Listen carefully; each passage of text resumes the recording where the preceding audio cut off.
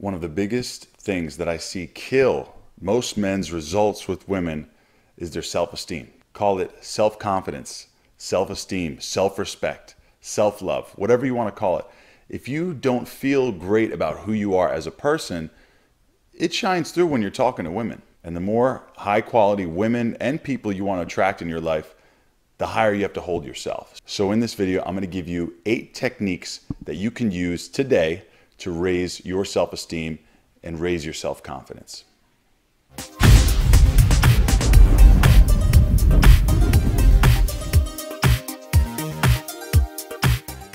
The first lesson is don't treat yourself worse than others.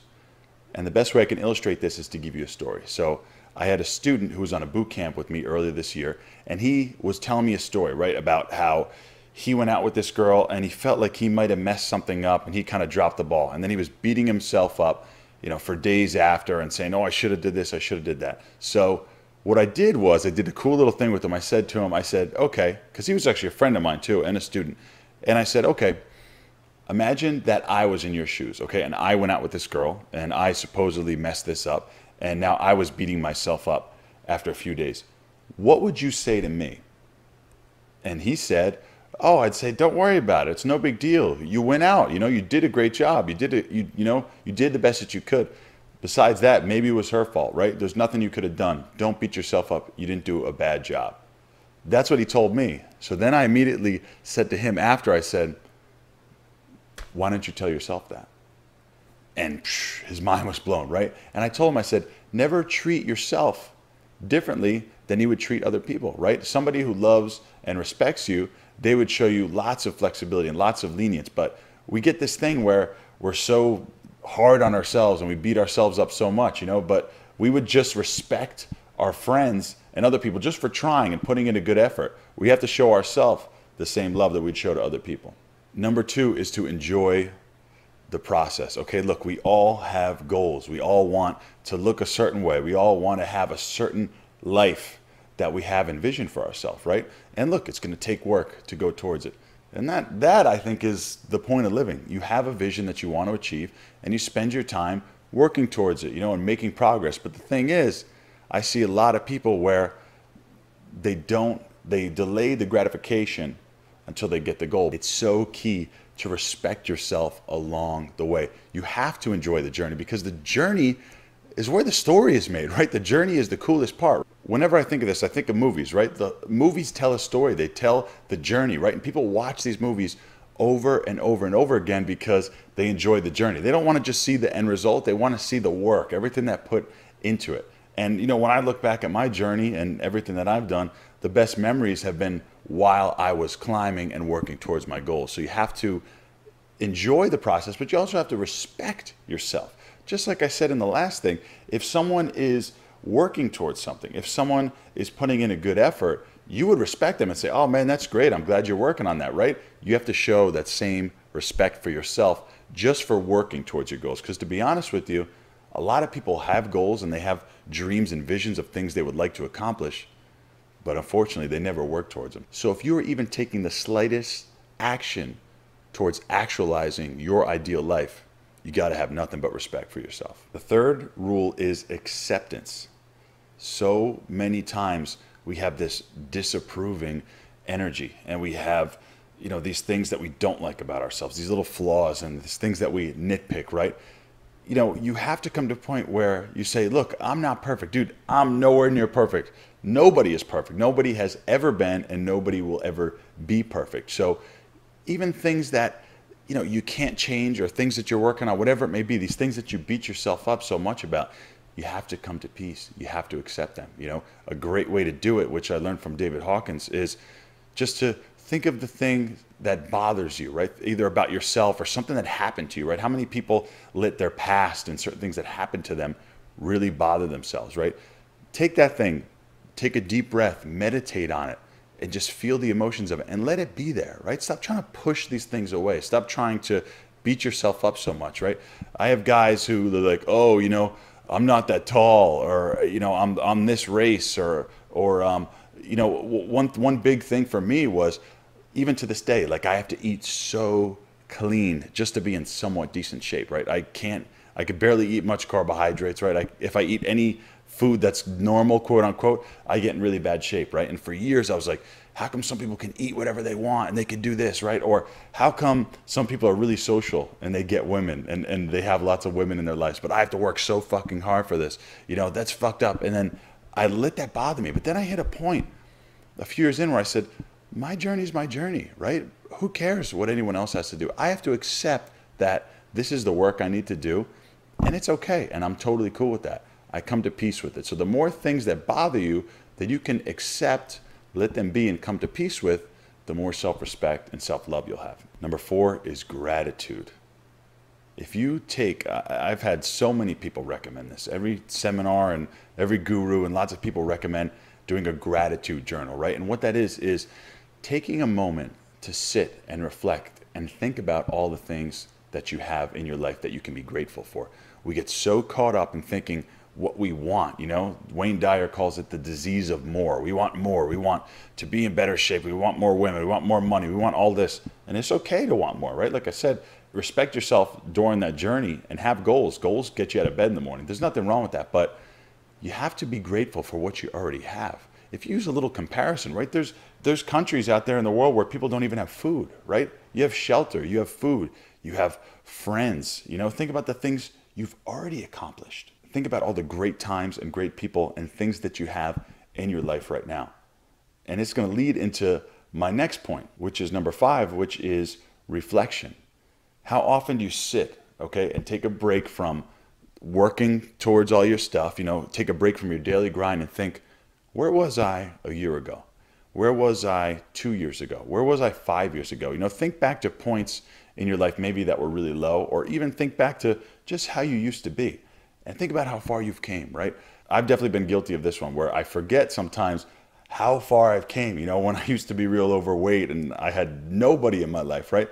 To where I am now. And there's times I get so caught up in what I still want and the things I want to work towards where I don't sit back and reflect and be like, damn, I've came a long ass way. And when I think about it, I'm like, man, I have a lot of respect for myself for the work that I've already done and how different I am today than I was even a year, 2, 5, 10 years ago. The 6th way to build your self-esteem is to change comparison to inspiration. Okay, comparing yourself to other people can be one of the worst things that you can do. When you see someone else have something and you don't, now you're like, okay, why does he have it? Why don't I have this? And you start to beat yourself up. Comparison can be a really bad tool. So whenever I have the inkling or whenever I have the thought to compare myself to somebody, I change it to inspiration. So rather than be almost jealous or compare myself and say, how come I don't, but they have that, I think, wow, that's great that they have that. It just shows that if someone else has it, I can have it one day too. It's better to be inspired by somebody than compare yourself to them negatively. And one key point to keep in your mind about this is that think about social media and the other ways people display themselves. Or even when you meet somebody out, right? They're putting their best foot forward. Now, I don't know if you've ever had a roommate, right? Or somebody you've lived with, right? And as you see, once you live with somebody and you spend a lot of time with them, you know, you see them during their downtime. You see them when they're upset. You see them when they get up in the morning, right? You see them when they're going to the bathroom, when they're making their food, when they're doing all this stuff. Sometimes they're grumpy, right? And you kind of change your perception of them a little bit, right? And what happens is we're usually only seeing people when they're putting their best foot forward, especially on social media, right? People are taking pictures of their vacations, you know, with their friends and all these other things, but we don't see them when they wake up and they smell in the morning, right? Or their hair's all messed up, right? Or when they're having bad times. People kind of hide those parts of their lives. But the thing is, we are with ourselves all day long, right? We wake up and we have to deal with all those things. We have our down times. We have our negative thoughts, and we live in that all the time. And then what we do is we take ourselves that we see all day long and we compare them now to the best versions of other people. And that is absolutely toxic. Just remember, we all came from the same place. Everybody has down times. You know, another thing, I love Wayne Dyer. I'm quoting him again, but he said that when he traveled all around the country and he did lots of talk shows, he met lots of famous people and all different celebrities and musicians. And he said, everybody had their blemishes. Everybody had their bad days.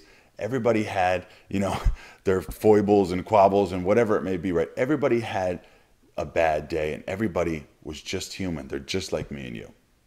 The 7th lesson is self-worth versus other worth. This is another thing that I heard the other day, where if you are basing how you feel about yourself off of what other people think, then that's not self-worth.